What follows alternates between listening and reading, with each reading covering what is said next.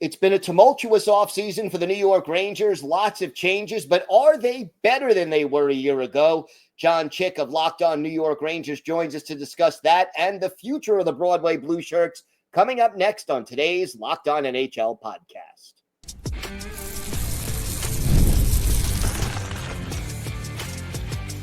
You're Locked On NHL, your daily podcast on the National Hockey League. Part of the Locked On Podcast Network, your team every day. Gil Martin here, and welcome everybody to the Monday edition of the Locked On NHL podcast. We are part of the Locked On Podcast Network, your team every day. I want to thank everyone who makes Locked On NHL your first listen every day. Don't forget to subscribe on YouTube or wherever you listen to podcasts so you never miss an episode. Today's episode is brought to you by FanDuel. Right now, new FanDuel customers can get $150 in bonus bets if your first $5 bet wins. It is my pleasure to welcome back to the show the host of Locked On New York Rangers, the one and only John Chik. And John, I'd be lying if I said it was a quiet offseason on Broadway for the Rangers. What do you think overall of the moves that the team has made, and is there a plan that you see overall? Yeah, I think so. I mean, I think a lot of these moves basically were just kind of born out of necessity. I mean, you look at the trade of Chris Kreider. Now, I get it. There's still some Ranger fans that are upset about this. They're mad about this, and, you know, they'll never forgive Chris Drury, and I understand all that. I can understand, obviously, you know, making a connection with these players, especially one that's been here for a decade and a half as he has. But I think it gets to a point sometimes in pro sports, whether it's the Rangers or anybody else or any other sport, where it's just time. You know, it's just time for a player and a team to go their separate ways. And I think that's where we got with Chris Kreider. Last season was bad, not just for Kreider. It was bad up and down all over this roster, just a collection of underachieving players. And when you look at what's going on with this team right now, you know, with Kreider, they needed to move on from him to add a little bit of salary cap space. And they needed to potentially open up a spot for, you know, some of these young forwards that they're really excited about. I mean, especially Gabe Perreault, but even guys like, you know, Brett Berard, Brent Hoffman. It'll be interesting to see how Hoffman can do in a, you know, potentially a bigger role this upcoming season. But again, sometimes it's just time. And I think that's where we got with Kreider. And the other really big move that they made was, of course, the free agent signing of Vladislav Gavrikov. And I had mixed feelings about that going into the offseason, because you look at this free agent market, it's not as strong as some other classes that we've seen. No disrespect to any of the players, obviously, but it felt like they wanted to go get Gavrikov just because he just happened to be the best lefty defenseman available.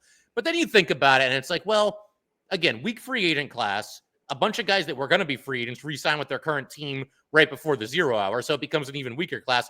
Bottom line, the Rangers addressed a position of need. They went out and they made themselves better, and they got one of the best free agents available in this year's class. So it's like, how upset can I really get about that? You know what I mean? So overall, you know, I think it's been good. I think the K'Andre Miller trade was good. Again, I think they kind of just got to a crossroads with Miller where they either had to pay him or trade him. They chose the latter, and to get a first, a second, and a pretty promising prospect in Scott Morrow as well. I think they did a nice job there too. So overall, you know, mixed feelings on the offseason, but I think there's been more good than bad for sure for the Rangers.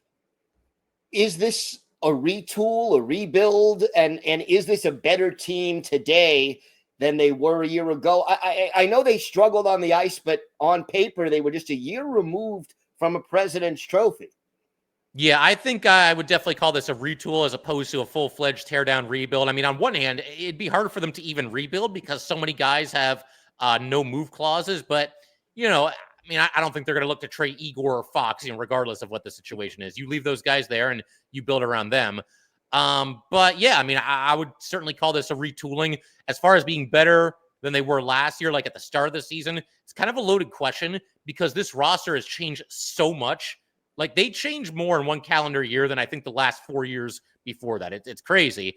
I was going through the numbers the other day on my show, and I think they're missing like 9 guys that were on the opening night roster last year. Lindgren was hurt, but if you count him, it would be 9.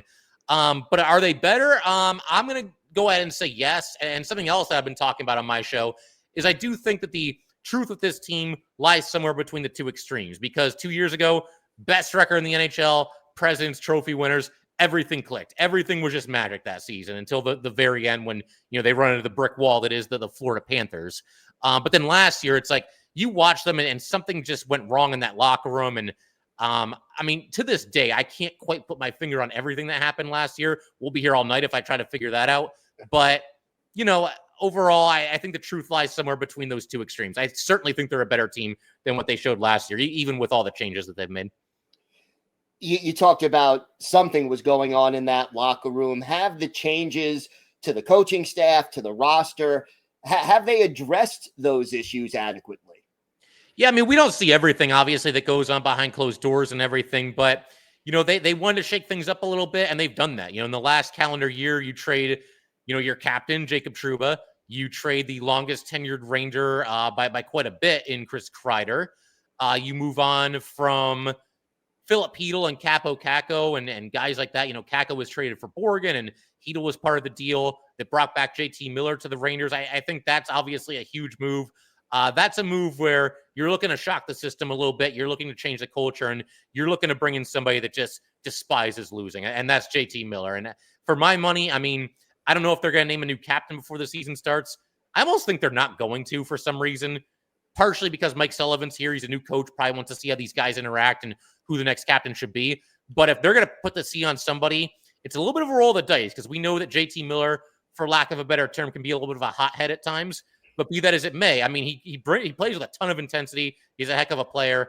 And again, if you want to really jolt this team a little bit and say we're going in a different direction, we're going to play some straight line hockey, I think JT Miller's your guy.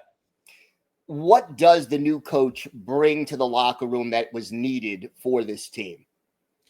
It's hard to say for sure. I did a crossover with Hunter and Patrick of Locked On Penguins. Not that I don't know Mike Sullivan, but obviously they see quite a bit more of him than I have over the past decade or so here. To me, he brings instant credibility with the 2 Stanley Cups right out of the gate with the Pittsburgh Penguins. Obviously, the Rangers going with a retool. You can kind of talk yourself into that as a Ranger fan, right? Like he had immediate success the second he took the reins in Pittsburgh. So there's that.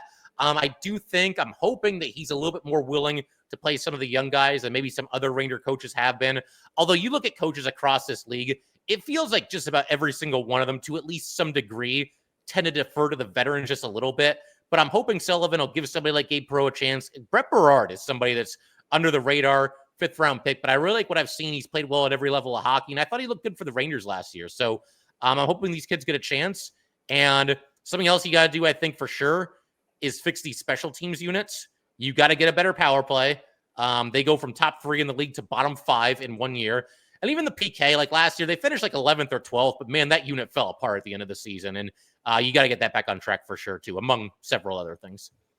What is on the to-do list personnel-wise, or do you think they're done for the rest of the offseason?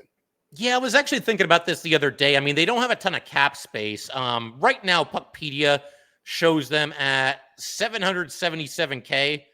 But if you have to also factor in that they're showing them with 23 players on their roster. So if they choose to carry 22 or even 21, you could potentially look to still add somebody. But I don't know. When you look at the free agent market right now, there's nobody there. Like pretty much everybody's signed. I don't even know what the move would be. And honestly, since they're looking for a retool and they're looking to contend this year, I think the better play is to not add anybody at this point, unless it's like somebody on a PTO or, somebody at the league minimum.